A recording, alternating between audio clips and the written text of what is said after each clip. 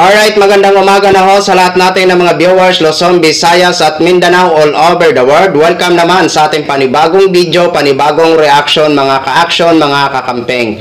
So may nais lang ho ako na i-share ho sa inyo. Dalawang DDS, isang lalaki at isang babae. Pero mas matindi ho ito at kikilabutan ho kayo sa sinasabi nitong lalaking DDS. After nila, mamaya may papanood ho ako sa inyo pagkatapos nila. So alam naman po natin, no, na may nahuli nga ho dahil sa pagpo-post at pag-caption ng headshot, hinuli ho siya ng otoridad, no, at naghingi naman siya ng sorry regarding sa kanyang sinasabi. Pero tuloy pa rin siguro ang kaso. Pero dito ho sa lalaking DDS na napanood ko, ay ito na yata, masasabi ko talaga na ito na yata pinakamatindi at walang takot ito na sinasabi niya dito sa Marcos na sinasabi niya, mga ka-aksyon, mga kakamping.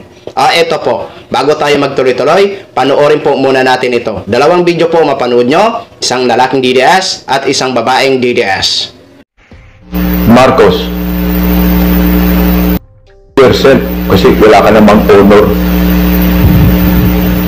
Hayaan mo ang taong bayan ang maggutay-gutay sa iyo. We prepare sundang and gulok. Lahat kami ay pipila para tagain ka, tadtarin ka. Mismong nakatingin ang buong Marcos family sa aming gagawin sa iyo. You will be in bolo, not in a rifle na gagamitin sa iba pang mga magnanakaw. Gulok or bolo, sundang.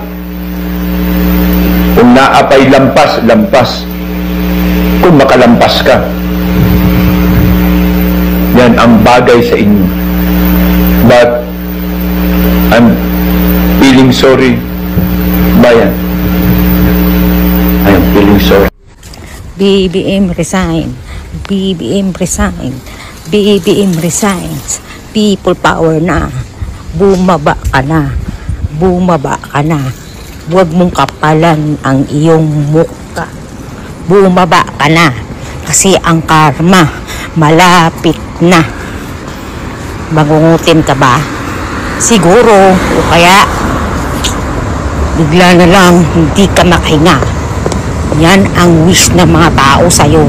Pag hindi ka bumaba, I swear, bumaba ka na. Ang kapal na mukha mo. Ang kapal na mukha mo. Pag hindi ka pa bumaba, makapal ka na talaga. Grabe na. Kaya bumaba ka na. Huwag mong intayin na kukulamin ka pa namin. So yun na ho mga ka-action, mga kakamping, no, napanood na ho natin ang dalawa. So dito muna tayo sa lalaking DDS regarding sa kanyang sinasabi. Grabe, no? Matindi, mga ka-action, no? Sabi niya, hayaan mo ang taong bayan ang maggutay-gutay sa'yo. Alam mo, sa totoo lang, pare, hindi ka ba kinikilabutan sa sinasabi mo? Hindi ka ba natatakot sa sinasabi mo? Naiintindihan ho namin kayo na ayaw nyo kay Mr. President Bongbong Marcos. Pero pagdating kasi sa mga ganyan, maituturing ho yan na threat sa Pangulo. Diba mga ka-action, mga kakamping? At sana ho ma-actionan po ito o mabigyan ng atensyon ng ating mga otoridad kasi hindi ho ito maganda. Hindi ho ito maganda. Sorry po, pare ha, pero sobra-sobra naman yata yung mga sinasabi mo. Pwede ka naman magsalita kung ano ang masasabi mo kay Mr. President Bongbong Marcos, kung ano ang mga ayaw mo kay Mr. President Bongbong Marcos, kung bakit gusto nyo siyang paalisin sa kanyang pagiging Pangulo. Pwede naman. Pero mga ganyan kasi, abay, nakakakilabot ho yan at hindi ho maganda yan. Diba? Hindi po maganda yan. Hindi mo ba napanood yung hinuli na isang DDS din na nag-caption nga lang ng headshot dahil pagbabanta din po yun? Hindi mo ba napanood yun? Kung napanood mo siguro yun, siguro hindi mo na yan sasabihin dyan sa social media. Diba? Naku po, iwan ko na lang sa'yo pare, good luck na lang ho sa'yo pare. Huwag masyadong magpadala sa bugso ng damdamin. Kung sa bandang huli, maghihingi-hingi ka lang naman ng tawad. Diba? Pwede naman tayo magsalita sa mga sinong opisyal related sa kanilang trabaho, related sa kanilang issue, pero wag naman ganun na umabot ka sa ganyan na labag na yan sa batas at sinasabi mo. Pero masabi ko lang, good luck na lang ho sa'yo ha. Oo, sana paninindigan mo yan kung halimbawa ma-invite ka ng ating mga otoridad. Alam naman po natin, ano lang to nila eh. Kumbaga, bugso lang ito ng damdamin, pero pag maisip-isip nila yan, alam nilang mali. Pero paano yan? Kumakalat na ang bidyong ito. Diba? At dyan sa sinasabi naman ni Ate Girl, yan. Okay pa yan. Freedom yan ni Ate Girl. Yung Marcos resign, Marcos resign. Hindi naman masama yan dahil karapatan naman yan ng Pilipino na sabihin, no? Na Marcos resign, Marcos resign. Pero ang tanong, matutupad nyo kaya ang pangarap nyo na Marcos resign at people power? Yun yung sinasabi nyong people power. Anong nangyari sa sinasabi nyong people power? May nangyari ba? Di ba? Alam mo, Ate Girl, itulog mo na lang yan, dream mo na yan. Dream mo lang yan, Ate Girl. Ituloy mo lang yan, Ate Girl, ang pangarap mo.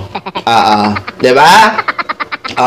Dito naman tayo, mga ka-action, mga kakampeng. Ito nga si Peebles Talakira, may sinasabi ho, mga ka-action. Pero hindi ko po sinasabi na naniniwala ako sa kanyang sinasabi. Ito, sinishare ko lang sa inyo. Kumbaga, awareness ho ito, mga ka-action, mga kakampeng. No? So, kay Peebles po yan. Si Peebles po ang nagsabi. Diba? Pero hindi ko po kinukonfirm yan, ha? Gusto ko lang ho i-share sa inyo for awareness, mga ka-action, mga kakamping. Eto na po. Panoorin po muna natin. Guys, tulungan niyo po akong i-share ang video na to para makatulong po tayo sa ating butihing Pangulo dahil nanganganib po ang buhay niya. Dahil po ito sa pagsambulat ng korupsyon dahil malapit na po silang masukol. Pebbles, mag-ingat ka rin. So ito po, panoorin niyo yung video. Gusto niyo na akong itumba kasi ayaw niyo na may mag-leak na eksena sa social media hanggang sa rally nyo sa October 31. At hindi lang naman rally ang plano nyo. Alam ko lahat ng plano nyo. Plano nyo patumbahin ang presidente. Dahil yun lang ang tanging paraan para makapwesto si Sara. Yung people's power na yan, emi-emi lang yan, panggulo yan. Pero ang totoo, suicide bombing and assassin ay may hinire na kayo.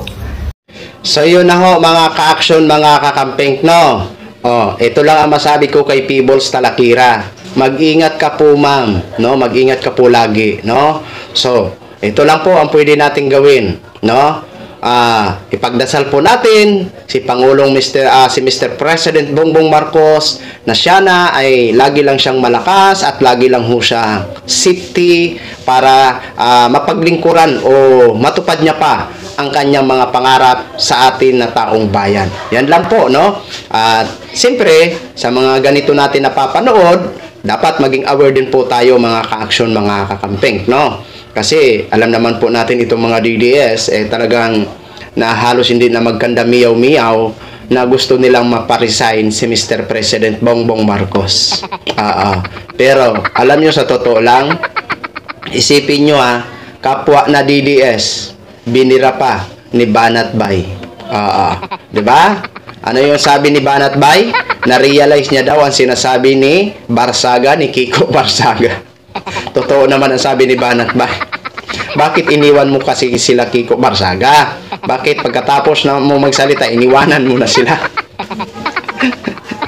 Yun na nga sinasabi natin. Yun na nga sinasabi natin, mga ka-action. Sila mismo hindi nagkakaisa.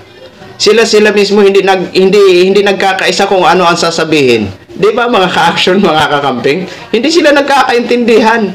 Kahit nga sa speech, hindi sila nagkakaintindihan Kung basta kay sunggab lang na sunggab, 'di ba? Pero tayo, mga ka-action, mga kakamping, no? Ito lang ang masabi namin sa inyo, mga DDS, 'di ba? Wala kaming dahilan para samahan kayo sa inyong laban na Marcos resign.